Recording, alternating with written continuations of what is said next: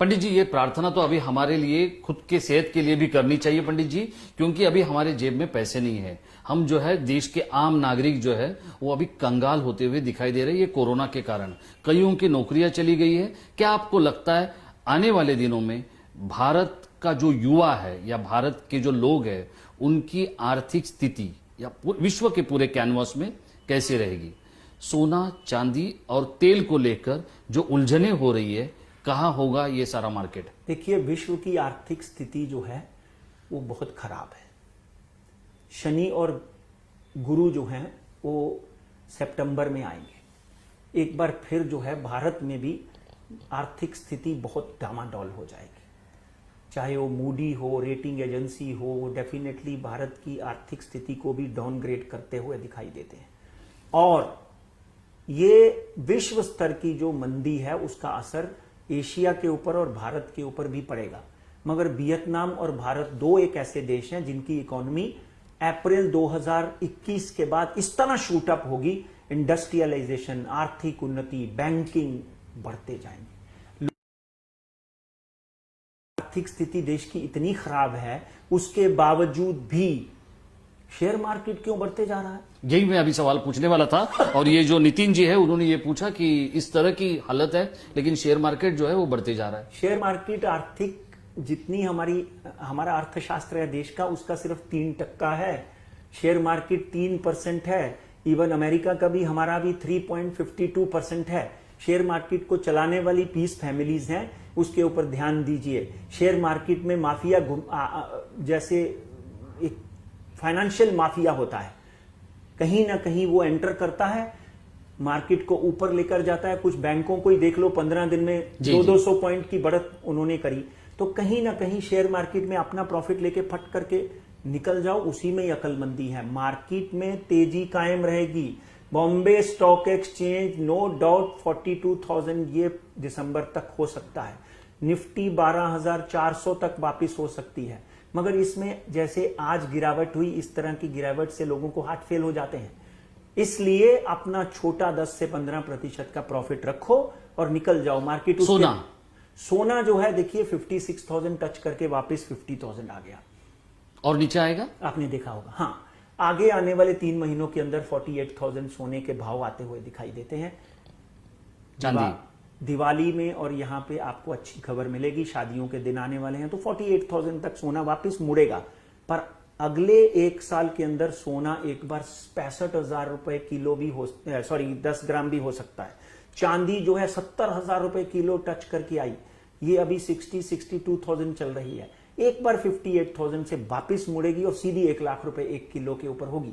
58,000 के ऊपर चांदी में इन्वेस्टमेंट कर सकते हैं आप। रियल एस्टेट में कम से कम 2 साल मंदी रहेगी।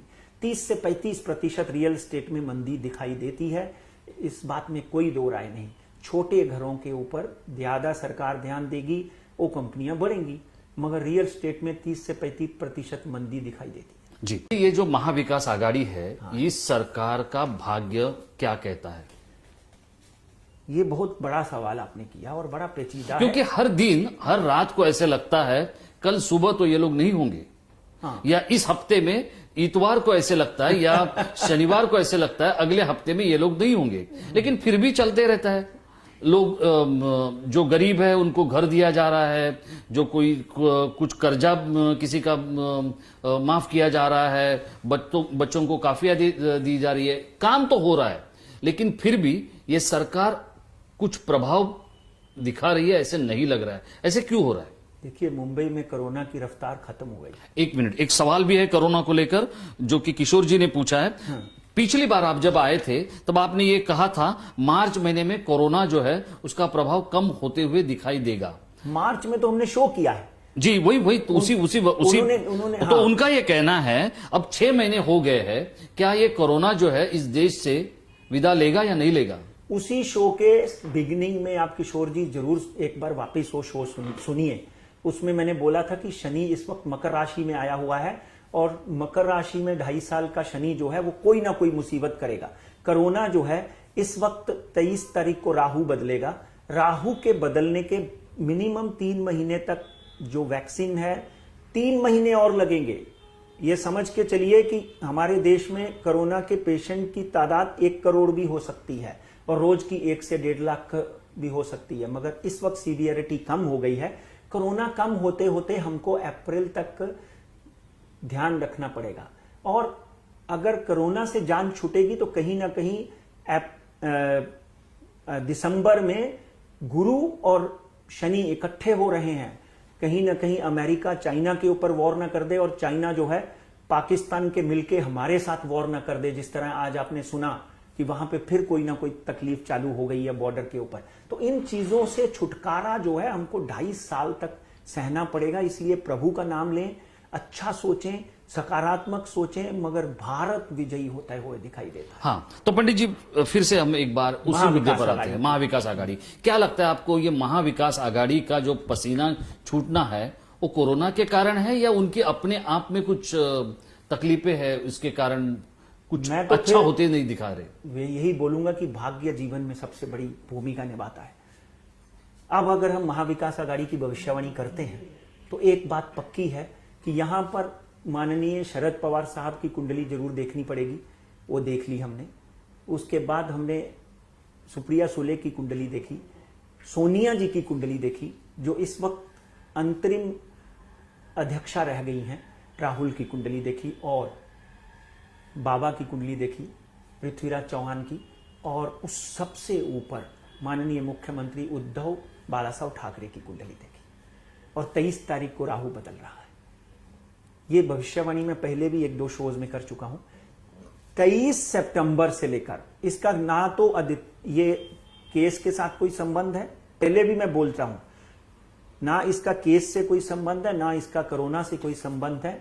ये संबंध है तो सिर्फ ये है कि कुंडलियों में कुछ कमजोरी भरे ग्रह आने वाले हैं। 23 तारीख को राहु बदलेगा। 23 सितंबर से लेकर अगले 3 महीने, पर्टिकुलरली 90 डेज जो हैं, 60 to 90 डेज इस महाविकास आघाड़ी के लिए अच्छे नहीं है। अच्छे नहीं है? नहीं है।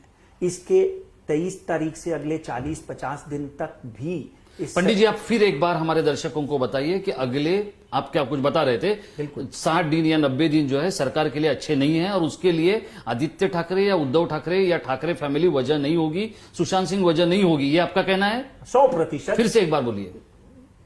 23 अक्टूबर से, ये मैं पहले जब ना सुशांत सिंह राजपूत थे, ना कोरोना था जी, ना ये केस था, ना कुछ था, उसके पहले भी बोल चुका हूं।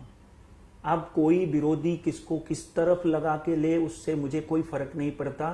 23 सितंबर से राहु की दशा बदलेगी, राहु बदलेगा। राहु और केतु इस वक्त मिथुन और मकर में चल रहे हैं।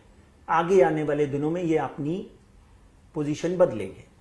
एक पोजीशन बदलने के बाद आदित्य की कुंडली, उद्धव जी की कुंडली, पवार साहब की कुंडली, बाबा की कुंडली और सोनिया जी की कुंडली, अगर हम इनका वर्णन, और कांग्रेस की कुंडली, एनसीपी की कुंडली, शिवसेना की कुंडली, इन सबका जब मैं विश्लेषण करके एक तत्व निकालता हूं तो डेफिनेटली एक बात सामने नजर आती है कि 23 सितंबर से लेकर अगले 60 से 90 डेज इस सरकार के लिए भारी हैं और इस सरकार के गिरने के बहुत ही प्रबल योग बनते हुए दिखाई देते हैं। पंडित जी आप ये कह रहे हैं कि ये सरकार खतरे में है, ना कि आदित्य ठाकरे या ना उद्धव ठाकरे। 23 सितंबर से 23 सितंबर से आगे 60 से 90 दिन, और अगर ये निकल गए फिर 1 साल कुछ होता हुआ दिखाई नहीं देता। 1 साल उद्धव जी ही सरकार में मुख्यमंत्री रहेंगे, बने रहेंगे, और जिस तरह से परिश्रम कर रहे हैं महाराष्ट्र को आगे लाने का, वो करते रहेंगे।